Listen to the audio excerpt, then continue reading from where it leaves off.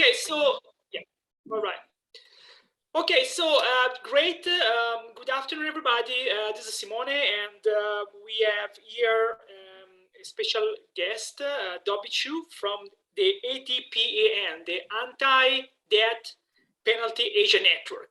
So today at the Reimagining Asian, we have really a great topic that unfortunately is not so much talk about, death penalty. And I believe there is very few people that know more than death penalty than Dobby, because he has a lot of experience. And let me just introduce our guest in a bit more appropriate way. So Dobby is the executive coordinator of the Anti-Death Penalty Asia Network that was set up in 2006 in Hong Kong, and along the year has been expanding throughout the countries, mostly focusing on advocacy and campaigning. So prior to joining ADPAN, Chew was the program manager of one of the most accomplished human rights NGO in Malaysia, SUARAM, where basically it's been working a lot on campaigning and also authoring different reports and providing key input and insight on human rights in Malaysia. He also is a co-founder of the organization secretary of the Suara Rakyat Democratic Youth Movement in Malaysia, and he was also the vice chair of Amnesty International Malaysia from 2017 to 2019. And very interestingly, Dobby, you're also right now undertaking a PhD at Monash University at Malaysia campus, and you are looking at the support of the death penalty among the ethnic Chinese in the Southeast Asia, right? Yep. So it's very, very interesting. So thank you so much for your time availability. So let's start. With a little bit of introduction about how did you get into human rights, and then how did you veer towards death penalty? Yeah, sure. So I got into human rights a little by chance. I was actually looking for an internship position, and then I applied to this place at SUARAM, and then next thing you know, they told me there's a full-time opening, and they asked me if I'm interested. I said yes. And a few years down the road, that became my main profession. I ended up doing it a full-time job and enjoyed the work. How did I get into death penalty? It's a lot more simpler than that. So SUARAM, when I was working there, they provide a lot of support for death penalty advocacy. They don't lead campaigns around it because of resources and capacity issues. But whenever there's an imminent execution, they usually have some role to play, either in mobilizing, providing engagement with government, advocacy, those kind of things they can help in. So that was where I kind of start learning more about death penalty, and at least the campaign work around death penalty, and gotten involved with it. Yeah. So when I left that job, ADPAN had an opening. I decided might be an interesting area to pursue and see what I can do, and here I am. Yeah. Here we are. Well, you got a tough job because death penalty in Southeast Asia is one of the most controversial issues. It's there are a lot of sensitive issues around it. A very strong public opinion against. But at the same time, perhaps we are at a turning point. Recently Malaysia is shifting towards a possible path that could lead to a full abolition. For now, Malaysia took the step of doing away with mandatory that sentencing, that basically there is a sort of moratorium, right? And on the other end, there are countries where, like Indonesia and Singapore, where death penalty is very big. And on the other end, very interesting, there is the case of Cambodia or Brunei. They are certainly not the paragon of democracy, but they have abolished death penalty. So today, we're going to discuss a little bit about the intricacy of the death penalty, anti-death penalty movement, and particularly, the focus will be how can we shift or persuade the public opinion and also the governments of those nations that are still strongly. In particular, we're going to focus a little bit about Singapore, because we know Singapore It was at the center of controversies in the month of April, where Mr. Dharmalingam was sentenced and executed, and there was a lot of outcry because it was a borderline, very low IQ, a case that reached the international headlines. And finally, for the first time, also the young people of Singapore, 400, I think, 400 people gather, not just to, out of pity, but out of more obligation to say no to the penalty. So that was a big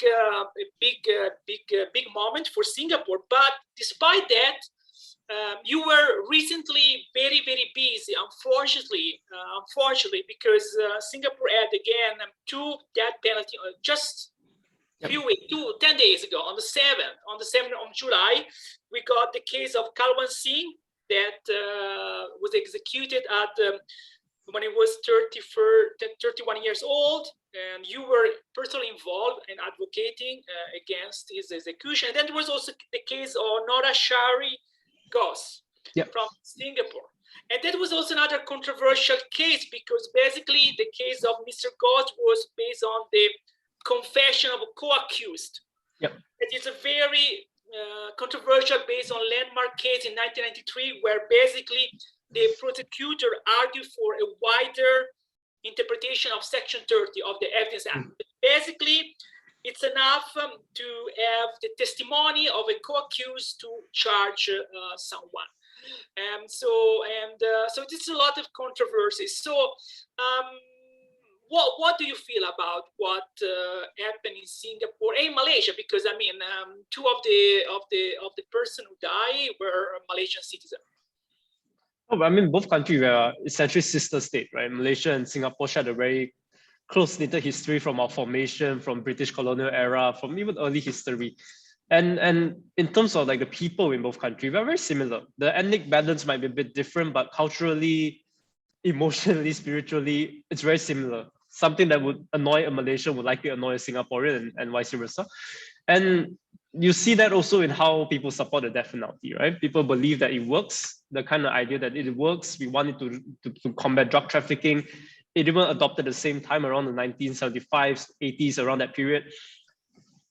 So when you look at it and we look at what's happened in Singapore, it does have an impact in Malaysia. The kind of objection you hear in Singapore, you also hear it in Malaysia. It might manifest a little differently, but it's also there. And when we look at how things are progressing now in Malaysia, I can guarantee you a good number of it is not just progressing because what we do in Malaysia, but because what Malaysia see happening in Singapore. Because the news pick up the same news and the same sentiment comes up and people look at it and say, hey, I believe the death penalty is a way to enact justice, for example. And I don't think executing someone like Nagendran is enacting justice. And as a Malaysian, when I look at it happening in Singapore, it forces you to contend and think about it. What does that mean for us when we still have the death penalty? If someone like him is in Malaysia, what happens to him? And I think we already see that conversation starting because when Nagendran case, for example, there are Malaysians that say, we still have death penalty in our own backyard. Why are we bothering about Singapore? And then when you see the counter discussion that happens, which is, yeah, we still have the death penalty, but we don't hang people as often as Singapore does. And we will have all this protection to make sure someone like him would very unlikely be on the death row. And when you look at how the king would even take notice of a case like this, you know that clemency is on the table. But this is not an option in Singapore. And conversation like this forces people to think. And I think when the more they execute people, the more opportunities are there for these kind of stories to go. And when this story happens and people talk about it, that's where the mind changes, right? People start saying, this is not what I thought death penalty is. Maybe I don't want it after all. And I think Singapore really shot themselves in the feet because they want to show the world that the death penalty is good, it works for them. But to do that, they needed to execute people who are seen as, toughened criminal, hardened criminals, or even drug lords, right? But so far, all the execution they have are small fries, couriers, people with intellectual disability. And when you put that out broadly to people and say, these are the people that Singapore executes in the name to combat drug trafficking, does it work? And I think most people immediately look at it and just have answered, oh, I don't think this is who we want to kill. And it changes public perception. And I think we can see that happening already. And the more they do it, as long as we just cover the fact that these are there. Of course, it's harder in Singapore with the media situation there, but in Malaysia, you get to see that narrative very clearly being portrayed. Yeah, All right. Okay. I mean, sticking to Singapore. I think the entire issue is about the case that the government of Singapore is making is all about the effectiveness of the death sentence in deterring criminal drug smuggler, from acting criminally. But at the end of the day, there is also a very different understanding about what the most serious crime are, right? Because Singapore, the highest number of people on the death row are actually, as you just said, small smuggler mules who end up in this business because of many unlucky circumstances, many different reasons, right? And in May, 12th of May, there were a bunch of experts from the UN, part of this independent verification mechanism within the Human Rights Council, who very strongly and vocally condemn the government of Singapore for executing Mr. Dharmalingam. But at the same time, I read the declaration of the Singapore ambassador to the United Nations in Geneva, Umesh Bhatia, who said that there is no international consensus. I'm quoting here. There is no international consensus against the use of the death penalty when it's imposed according to the due process of law. But actually, let's talking about this. I mean, he said, Mr. Bhatia, that is actually, I read his bio, he's studying Cambridge, so he's a brilliant mind, but still, they're all sticking to this point. I mean, I understand they say that there is no explicit definition under the international law about what is the most serious crimes. But then also look about that, according to the due process of law. I mean, do you think that the system in Singapore, it's very fair? I mean, there is no transparency. We don't know what's going on. We saw the cases, and you guided me through it, of the lawyer of Kalwan Singh, who got detained, interrogated just a few days before the execution, and it's been warned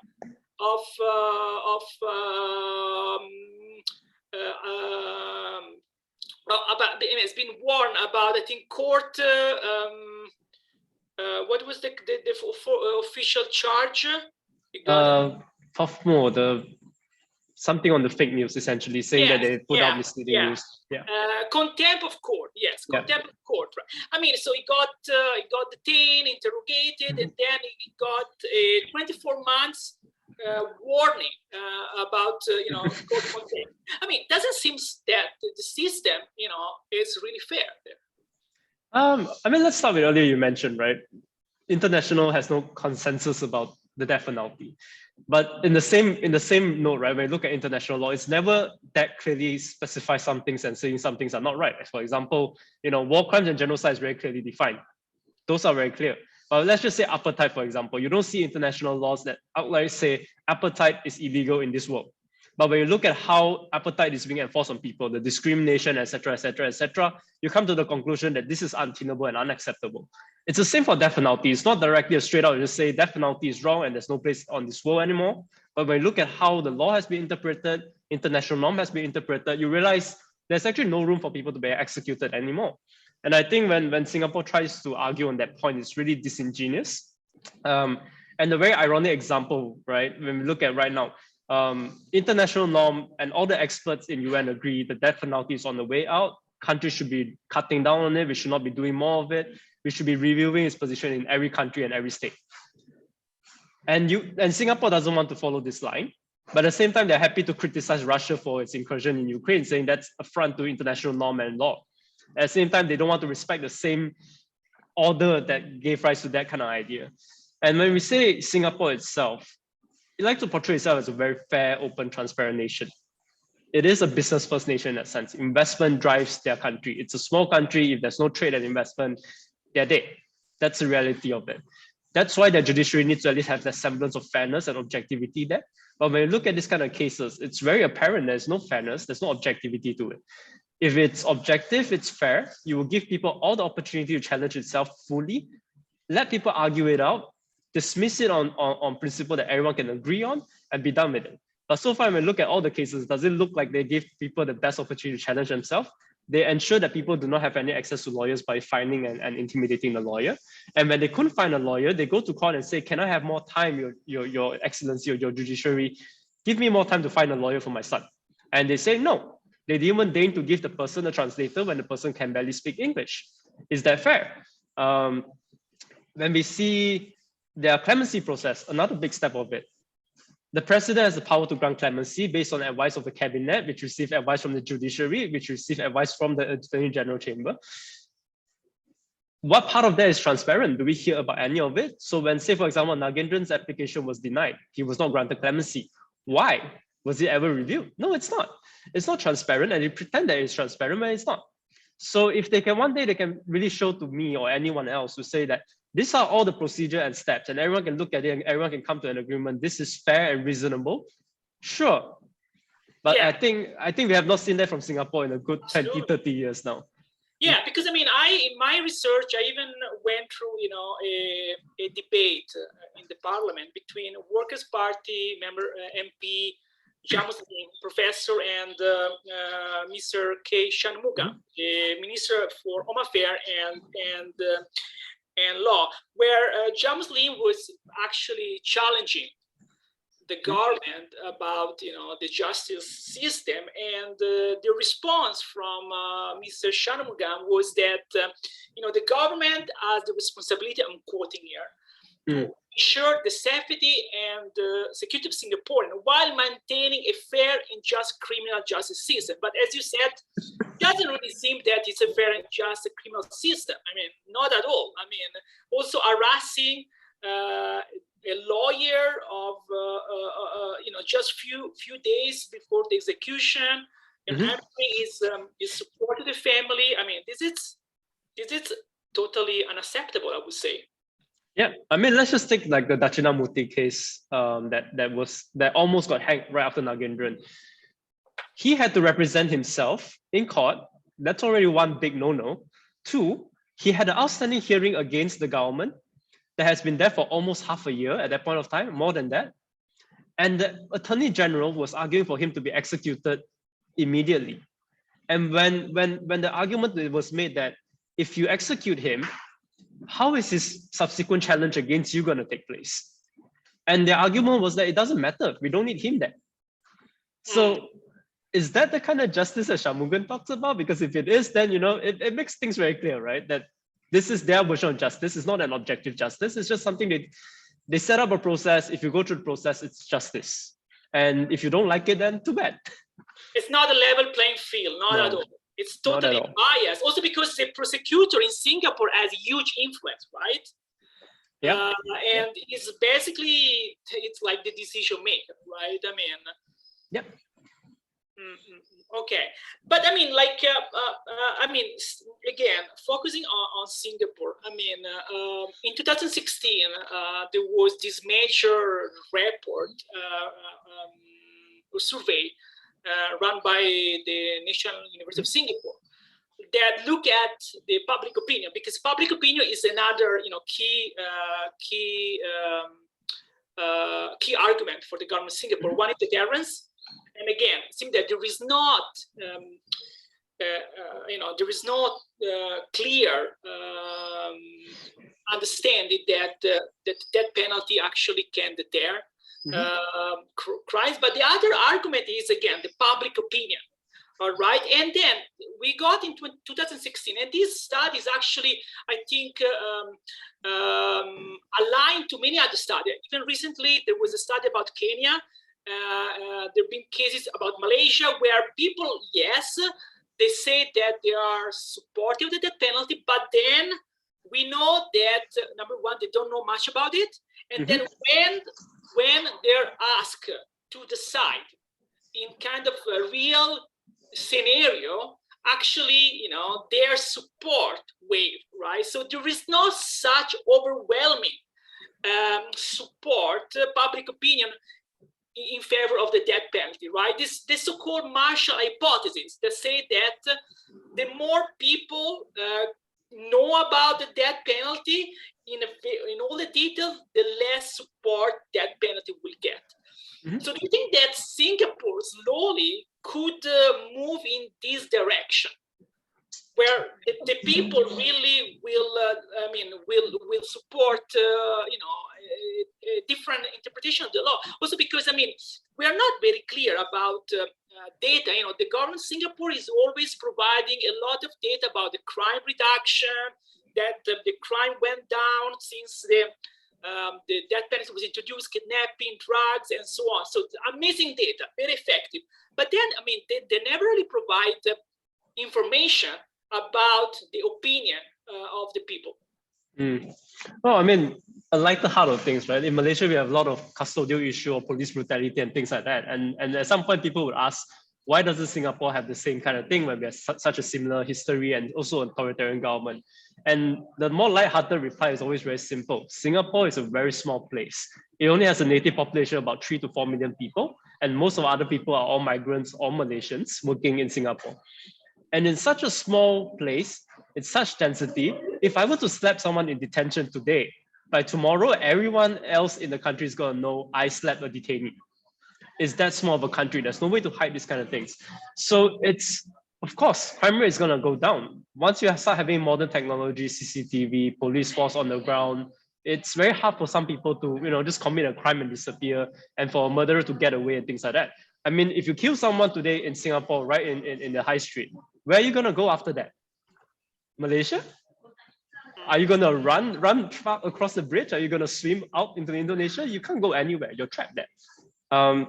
So that's one thing, that you're not going to have a lot of high crime rate in Singapore to begin with. Next thing is why the support for it and why the belief in deterrence, right? So I think this is a bit twofold. When we look at the issue of deterrence around the rest of Asia Pacific, most country that has a death penalty, support for death penalty was not so much just deterrence alone, but a very strong backing for retribution.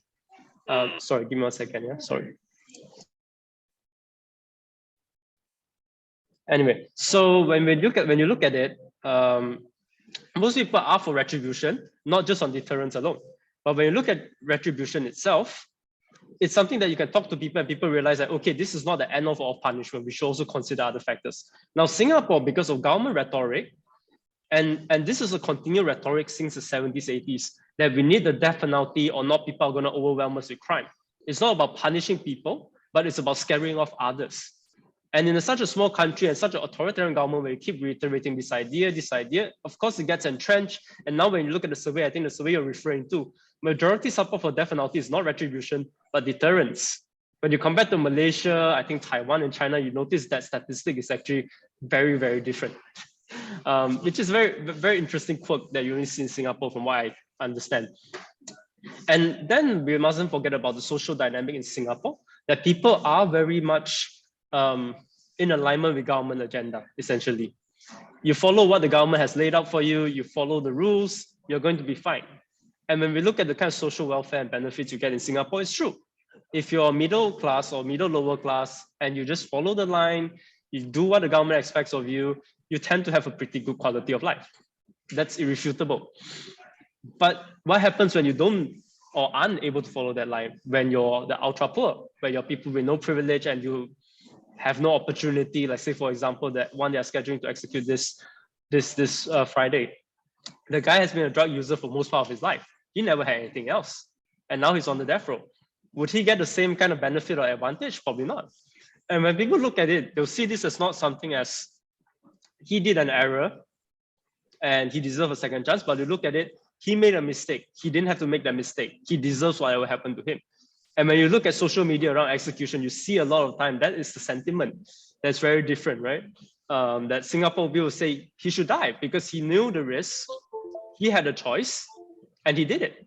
And I think when you really speak to these people, most of them would generally believe that this is a choice, that they have an option to decide what they want to do, and they chose drug trafficking, rather than it being a life circumstances imposed on them.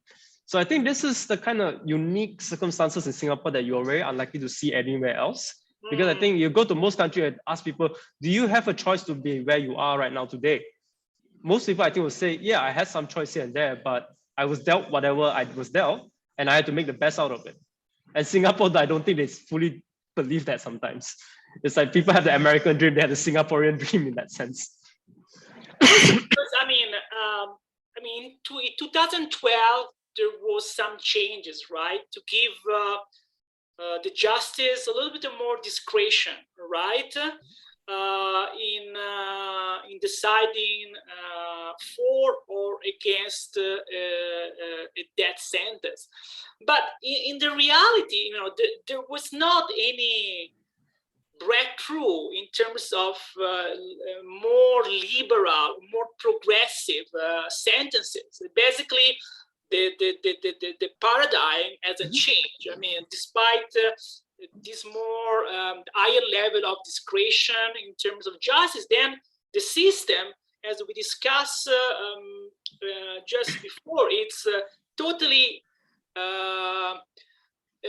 made in a way to prove that someone should be executed, apparently, to me. So I think the amendment, it doesn't give a lot of discretion, not in the discretion that we will mostly understand, that it's a freedom for judges to decide based on the fact of the case. But it does give some logistical avenue for a case to be diverted away from the death penalty. And I think when we look at their own parliament data, I think only 10% of the prosecuted cases for drug trafficking in Singapore actually ends up on the death row, about 10-15%. Because I think out of 104 cases over 10 years since the amendment, I think only 14 are on death row. Now, yes, it doesn't give discretion for the 14 persons. So that's why you still have people like Nagendran who was executed. But when you look at the whole picture of it now, the two exceptions they gave, which essentially is one, if you provide assistance and information to crack down on the drug trafficking ring. Second one is if you have abnormality of mind, you're not in the same state of mind. So the first one is very problematic. It gives a lot of discretion for what prosecution does, for one, whatever they do. That's the big problem that we have. I mean, about the certificate of substantive assistance, right? Yes, that's right. Because there are cases where yes, you have assisted and they still don't want to give it to you. Yeah, exactly. So that is of course problematic and there's no way to challenge it, and the judiciary doesn't look like they want to open it. But the abnormality of mind, I think, is the one that really sets a new ground for me, if you ask me. Because one, if someone has mental health issue, then yes, they are off the death row on that ground.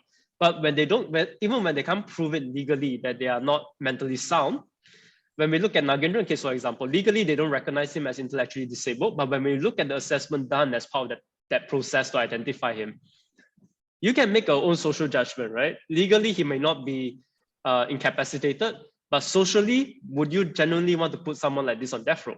That's where the conversation happens, because I think people don't really see people don't necessarily understand that just because something is legally determined to be A, doesn't mean that this is the full picture of a person, right? The legal only examine one part of the equation. So when we have all this kind of medical report there on the table, we can just put it to the public and ask the public, yeah, the court don't think this person is intellectually disabled, but this is what was presented in court. This is what you see as a person who have lived your own life outside this world. If you run into someone like this, would you think that they are a complete normal person, human being that can fully understand and appreciate their action and decision? Most people say no. And I think that's a problem that we look at Nagendran case, where Singapore government is going down the legal route and saying he is not intellectually disabled, end of story. There's no discussion about it. But when we go to public and we show them the same documents, they'll be like, yeah, this doesn't really check out now, does it? He's not intellectually disabled in law, but if he was not in prison at the time of his assessment, would we have the same finding? People start asking questions about it. And I think that's the big part. And I think because of this abnormality of mind argument that was introduced in law, we are seeing that conversation happening. We are seeing that psychiatric assessment being done. And now we have very good grasp to see Singapore and kind of realize, actually, there's a lot of people on death row with some kind of mental health issues.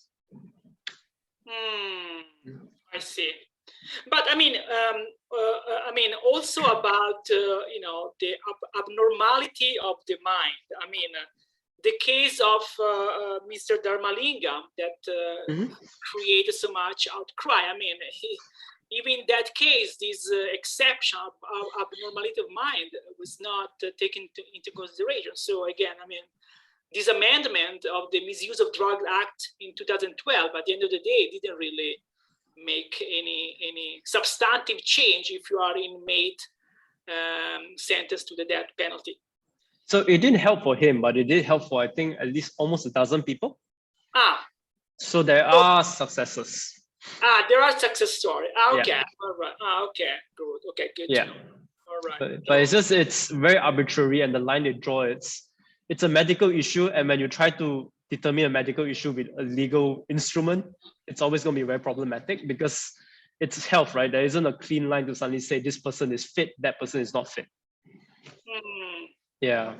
All right. Okay, great. I mean, sticking to Singapore, I found a study or a paper from Professor Michael Orr, that was the dean of the faculty of law at the University of Hong Kong, a Singaporean and expert, right?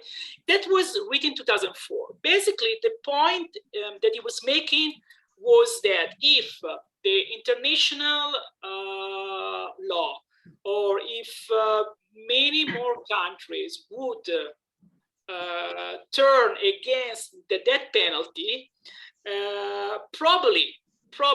probably also the decision makers in Singapore would start to reconsider what the value of life in Singapore. So basically, if the death penalty is abolished in more and more countries, so it's kind of get crystallized. That's what he say. In the international law, probably also in Singapore, the policymaker would start, redefining their understanding. But, that was in 2004. I mean, we are in 2022. Not much has been changed. And we saw recently, again, the Minister Shanmugam going to the BBC Hard Talk, strongly advocating for the death penalty, bringing again the argument of the deterrence and the fact that Singapore is super safe. There's no basically criminality, and all this because of that penalty. But at the same time, during the interview, he said, I'm not in a position to answer the question. And when he was asked about if he imagined that one day the death penalty would be abolished, he said, I'm not in a position to answer this question with finality. So that means that perhaps some cracks are appearing, despite that so vigorously are defending, bring up all this data about safety, but perhaps something that is still not visible, but perhaps there are some discussion within the PAP party. What do you think about this? I think when Singapore says, Michael Orr's position is I very much find his writing and things like that very much agreeable, but I think on this part he back then may have been accurate, but nowadays I think it's not as accurate anymore. Because used to be, you could say that Singapore was just playing the game of maintaining a death penalty and defending it as any other country would defend it, like Malaysia also defended it at some point, right? But Singapore, I think, has just gone beyond that in the recent years. They realized that the death penalty is a dying tool. It's a tool that people are growing to reject it around the world. But they now, rather than just sitting and saying, okay, we'll follow the change of time, and one day when death penalty is out of the system, we'll take it out also. They are defending and saying death penalty works, we must have it, we must keep it. To me, that's a very different stance than what Michael Orr in his paper would have observed back then in 2014. So when you ask me if Singapore would kind of look towards abolishing it, I think not automatically or just progress of time like what happened in Malaysia, but it would take a radical change to some extent that people are rejecting it. And Singapore being Singapore, they are a small country. The government is a lot of things, but they're not ignorant and unintelligent. They are very smart people. They realize that if one day public sentiment don't believe in this, they have to move away from it. Look at this, like in the same interview, right? They talked about homosexuality, for example. Singapore doesn't enforce their law against homosexuality, but they refuse to get rid of it from their books. And the reason why they don't want to enforce it because they realize society and community nowadays do not see homosexuality the same way it did 30 years ago. And if they don't start diverting or changing, they won't be able to survive the times, and they won't even be able to survive their own people. So I think they have that realization there. So the question then, I guess, is would death penalty reach the same kind of social awareness at some point where people say this is, unacceptable, right? We cannot have this in our country anymore. We need to get rid of it. So maybe someday that conversation would happen. But I'm pretty sure, seeing Singapore's trajectory and position on the death penalty right now, they will do their darnest to defend the position and say that this must not happen. We must always have the death penalty.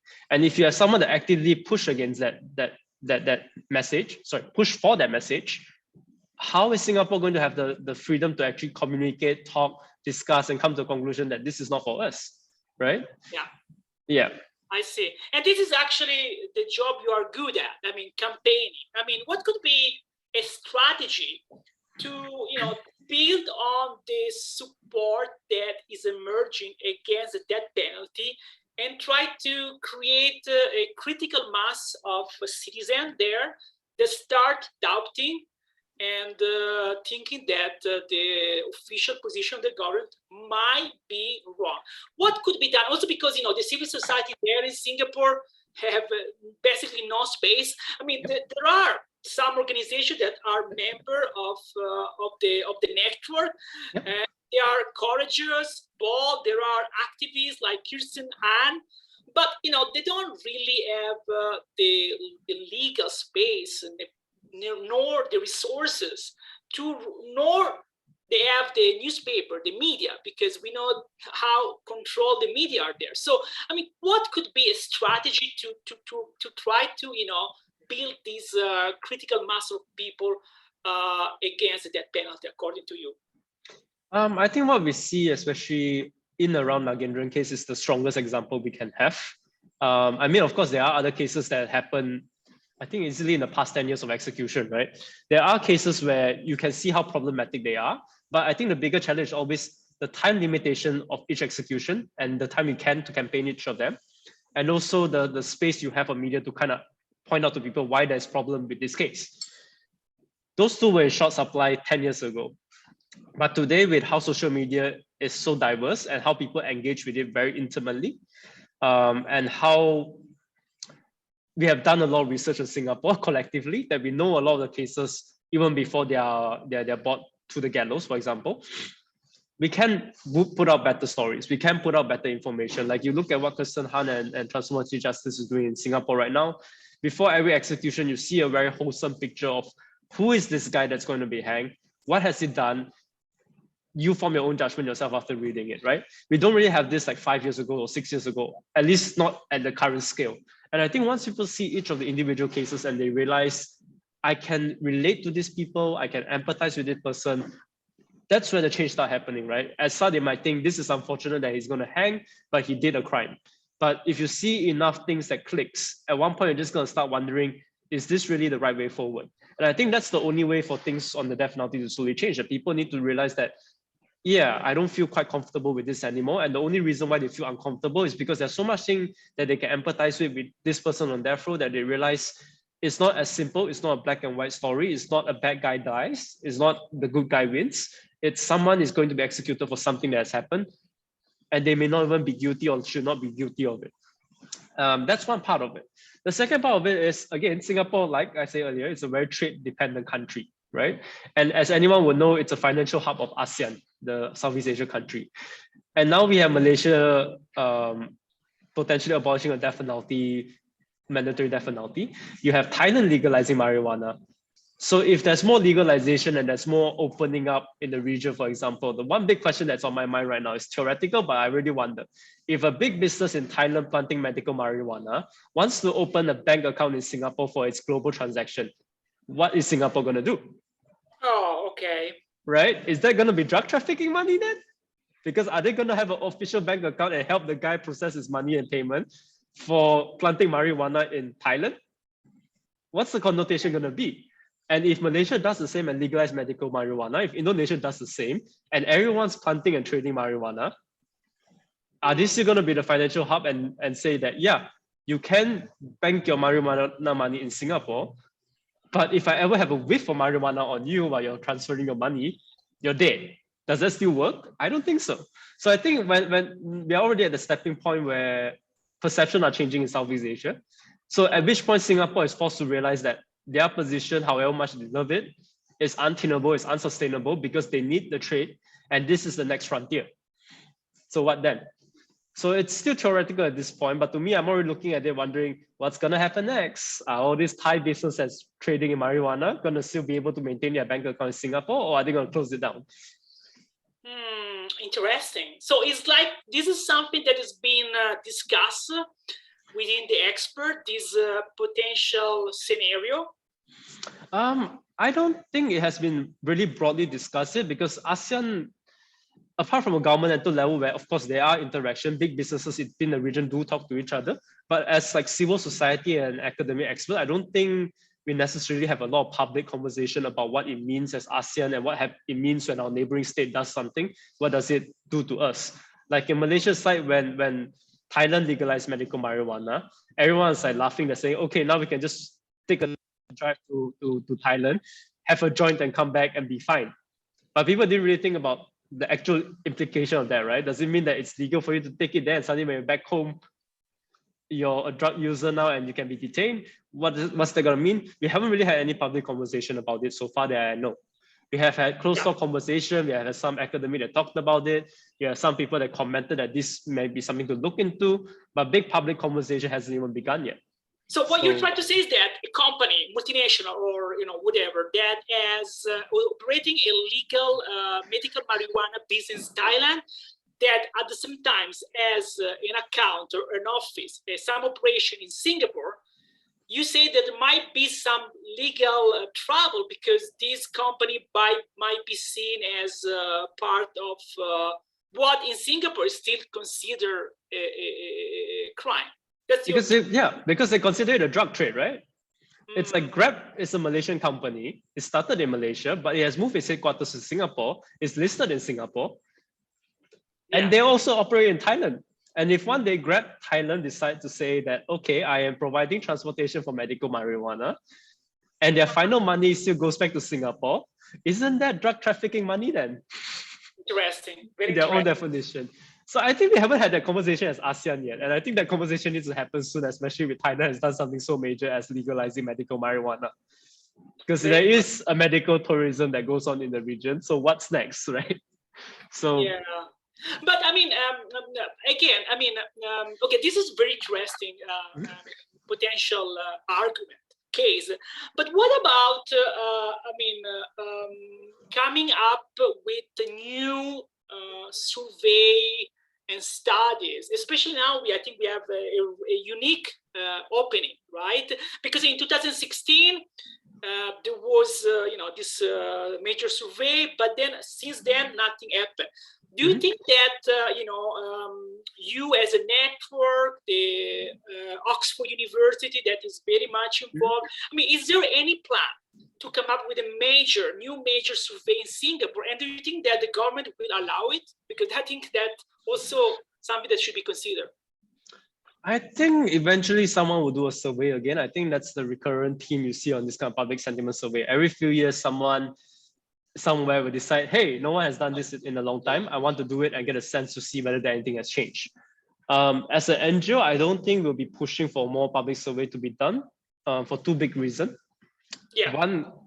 One is we don't know how reliable it is, in the sense that, yes, the public might support the death penalty, but can we rely on their opinion when the public, for example, might not even be able to differentiate between mandatory and discretionary death penalty?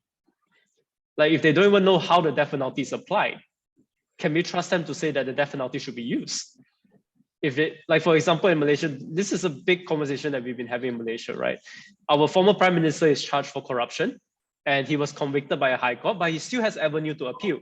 And the public outrage against that is, why is he still walking free? Why is he not in jail? Without understanding the fact that he has his right to fair appeals. And when I look at this, and now when people ask me, like, public says they want the death penalty, aren't you, intimidated by it? I just look at it. The public also want this guy to go to jail. If you just follow purely what the public wants, especially in something that's more legal, technical that way, we are going to make a lot of bad mistakes because suddenly you're just going to have a very vigilante kind of system rather than a proper legal system, right? So when you do public sentiment survey, yeah, public might say they want the death penalty, or they might even say they want to abolish the death penalty, but I worry about the foundation, why they want either decision they make. Do they fully comprehend the kind of scope or implication of what they want? If they do, great.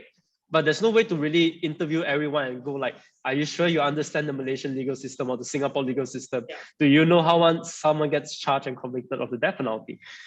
We can't have like the whole 10-page exam question on civic education before we do a survey, right? So knowing that kind of shortcoming of it, I don't see a lot of value for us to have this data. It's good to have a survey once a while to kind of have sense. Yeah, public sentiment is still like that, but it's not going to be really advise me on how I approach things, because the way we change people's mind doesn't rely on how many percent of people support or is against, but why do they support?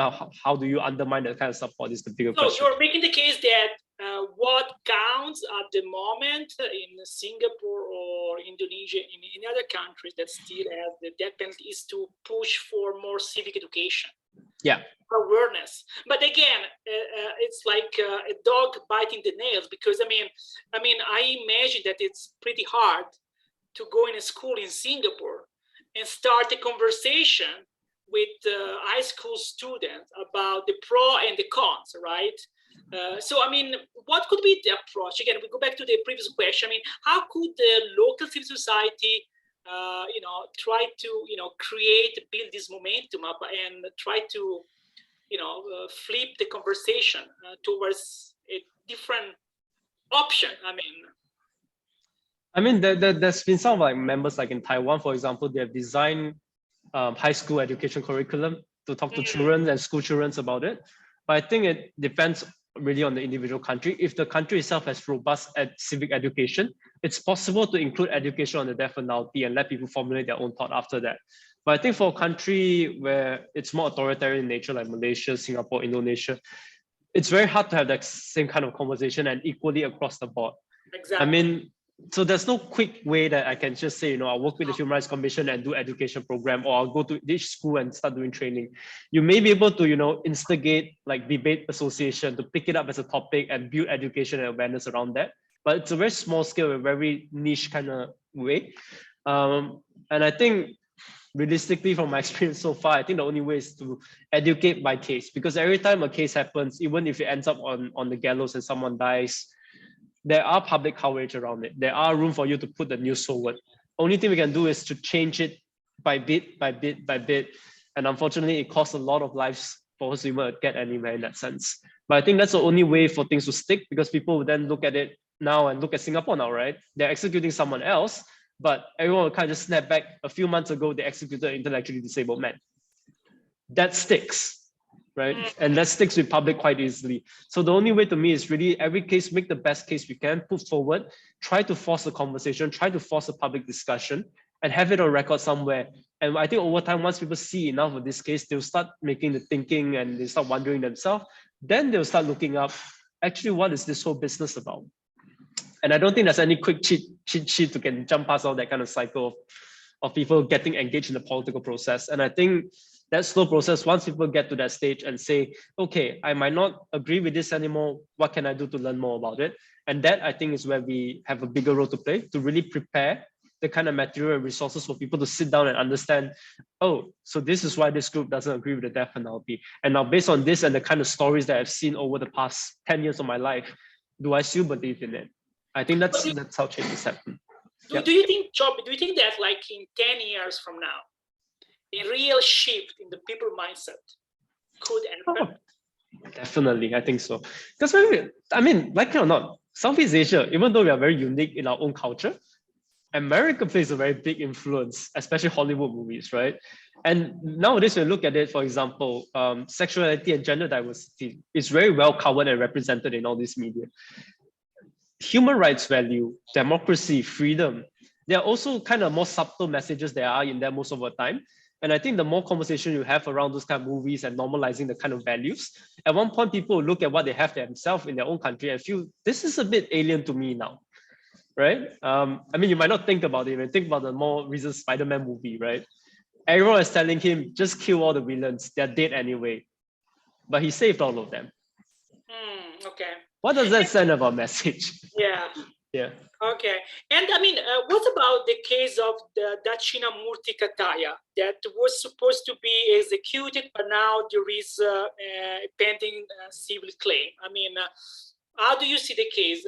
How possible, how realistic that that sentence will be commuted? Very, very unlikely.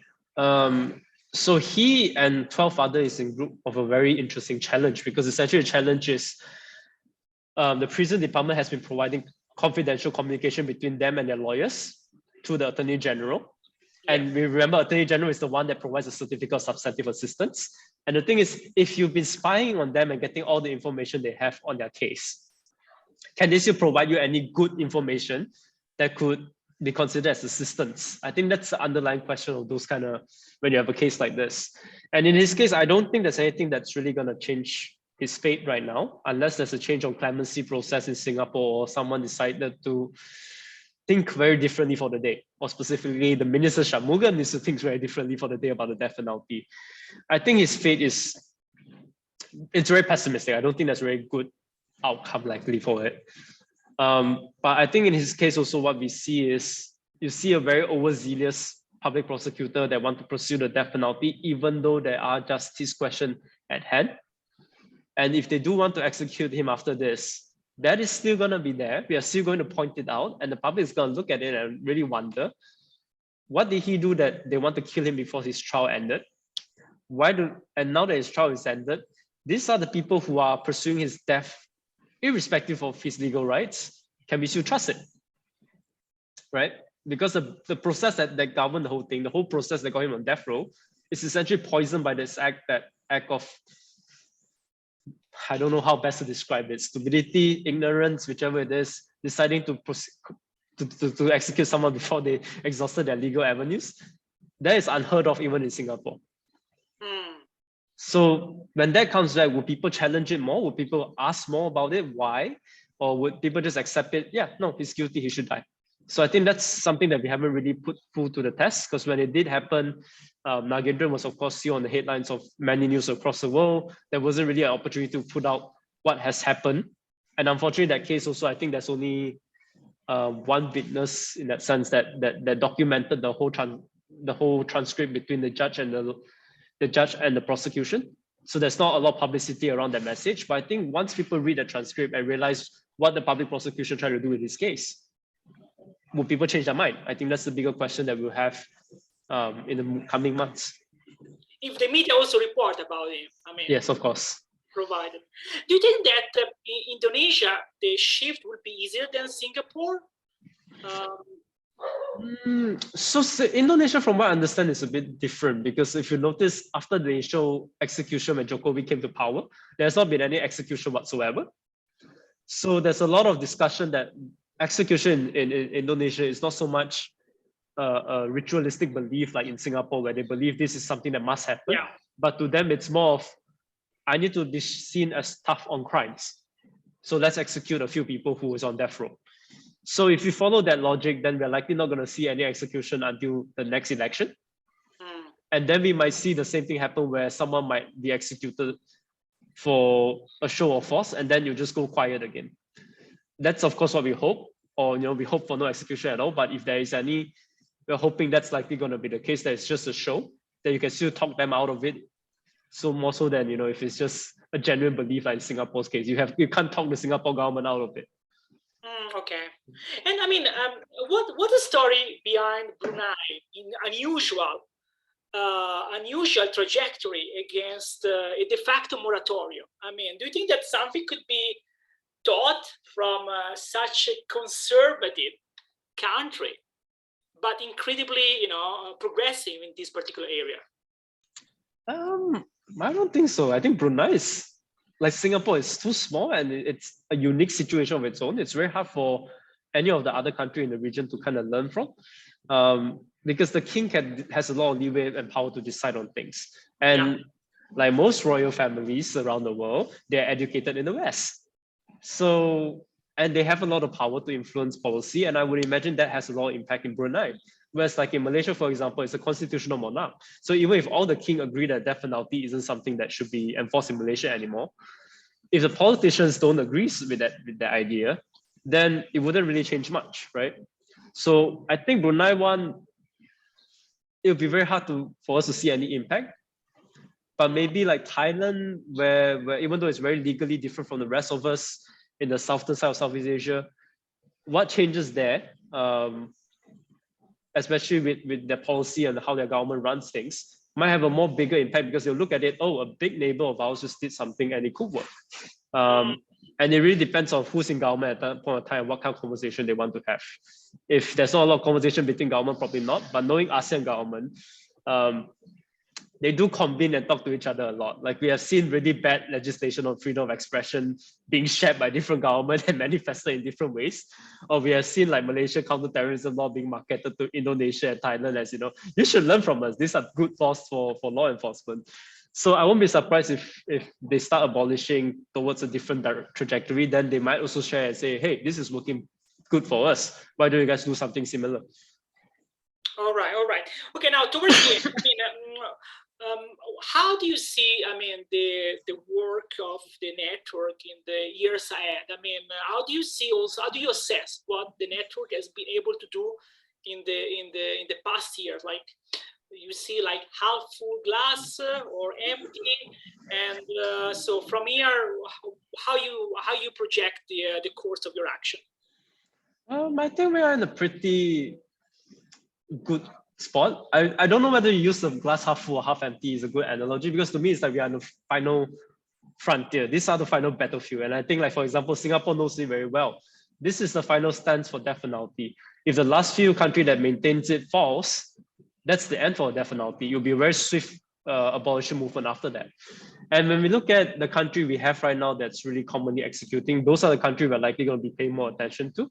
And right now, for example, if you take out South Asia, because South Asia is a bit chaotic on a lot of different levels, when you look at Southeast Asia and East Asia, the really actively executing country is like China, Vietnam from what we know, Singapore, Japan. The rest are actually quite passive. Myanmar seems to be stepping up, but that's a whole different ballgame, right? That's a military dictatorship. It's not exactly a civilian government anymore. So when you look at it, there's very little country in the region that still actively enforces it. And when you look at South Asia also, yes, there's still a lot of death penalty there, but it has been on a slowly narrowing trajectory. India has had a lot of legal cases that restrict it. Pakistan also had same successes. And those are countries that are fairly chaotic right now, politically and legally. But you see them having a more downward trend towards things. So I think it's, we're at the final frontier step right now to just make sure the positive development goes on. And as a network, because we have members from across the whole Asia Pacific, what good lesson that we have achieved in, say, for example, in India with the legal challenges can be applied also elsewhere, because it's the principle and the idea behind the argument they make that is usable by the rest of us, right? So as a network, I think the next agenda for us is to really bring this idea across. Like, for example, Nagendran one on intellectual disability, for example, when we did start thinking about this kind of issue, it was not actually from Nagendran's case, for example, it actually from India, because one of our members there did a very extensive study on mental health of death row inmate. And it really identified that most of them are not in the best state of mental health even before their conviction. Okay. So that kind of put us in the mode that wonder, okay, what does it mean for the rest of Asia, right? And then now we found out, because of Nagendran case and other cases in Singapore, that mental health is a really big factor that's not very well addressed. And our Taiwan member is also thinking, okay, we need to do a study on this. And I think they are doing a study right now. And now in Malaysia, we're just looking at it. Okay, if these are countries with very similar socio-economic stature as Malaysia, what are the odds that we are very far away from that? We are not. So how do we start a study on this to really identify the same issues? So this kind of interchange that will really further the conversation on the death penalty is something that we'll see whether we can help transplant them and help move that kind of expertise or discussion over to different countries and really build this consolidated or unified approach to how do we tackle the death penalty in Asia. And more pragmatically or concretely, are you coming up with any major plan? Is there anything in the pipeline, publication? From here to the end of the year? So for right now, not on the regional level. So we'll be focusing a bit more on Malaysia the next coming few months to kind of help push government towards the abolition of death penalty. Like next week, for example, we are running a conference trying to push the agenda that the death penalty for drug offense is not compatible anymore. It's time to move away from that completely. So once we are done with the whole meeting, the conference, you'll probably publish something to kind of document what has happened, what were the discussed point, and we also share it with our members. Conference? 25th and 26th. So next, this month. Yeah. So just next week. It's done in person. So we're not sure whether we have the capacity to stream it online because it takes a lot of logistics. But once you're done with the event, we'll have a publication around it. And it will be in Malaysia. Yeah. Not yet in Singapore. This kind of event. I think it's easier to bring Singapore out to meet in Malaysia than the other way around. Yeah, exactly. Yeah. And I mean, I have two more questions. I mean, how helpful would be more support for the network? I mean, how transformative could be if you receive more support, or do you think that I mean, receiving support from the European Union or Australian government could also backfire in the terms that you must be accused to sell out to the Western powers? Oh, I mean, the joke that I always have is if someone says that I'm selling out to Western power, I haven't seen China and Russia offering me money. If they offer me money to work on the death penalty, I'll happily take it and work on the death penalty, but they don't. Absolutely. Why not? Yeah. But I think the kind of support for the network wouldn't really just be the key mover. I think the biggest support needs to come to is to our members and those working in their individual country. Because to me, the network kind of works as a last mile. We can help link people together. We can bring conversation together. We can bring a regional idea or spirit together. But without the strong national movement and the strong national development, it's very hard for us to have that regional conversation, right? Because if no one is working in their own country, what conversation should we have in Asia? Okay. So you were saying that if more support were available, it would be better to prioritize your members first. Yeah. Because they are the one on the ground. Mm-hmm. Okay. And right now, I mean, how many staff do you have? I mean, how many people are working with you, or how many volunteers are with you?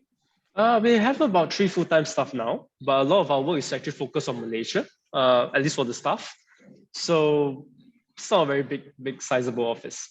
So you are basically the person who is mostly liaising and try to do the advocacy campaign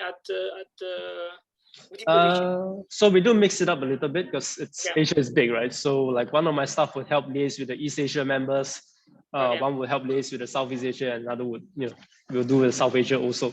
So we kind of try and balance it out so that not one person is overwhelmed with all the countries. I mean, we've been talking so much. I mean, we have no time, but we've been talking so much about Singapore, but we should also talk or devote equal time to Japan, right? Like such a developed nation, G7, and still so much. Do you think there will be a change there, or more or less it's like Singapore? I think it will be slow for change there. I think most social political issue changes very slowly in Japan. But at the same time also, I don't think Japan runs execution of the death penalty the same way as Singapore does, where it's a whole unit together. We want the death penalty and we want to kill people, well, execute people as fast as possible. Whereas Japan, it seems like one of those things, if the Ministry of Justice feels that, yeah, I think people should die and hang, then you see execution order being signed at the end of the year and you see a few execution without much announcement or fanfare, and that's it.